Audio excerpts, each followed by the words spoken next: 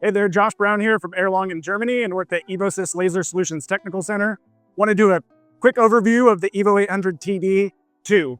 This is a slightly larger version of the 800 TD, our standard integration module. This, however, has a dual clamping system on it, so you can weld two of the same parts at the same time for faster cycle times, or do multiple steps or variations by bringing multiple parts under at the same time. Top-down clamping, 100 by 100 millimeters squared on each side, and individual dynamic clamping.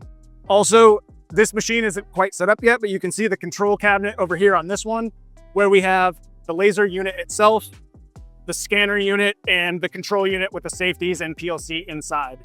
If you would like more technical specifications and details on this machine, you can visit us at evosys-laser.com.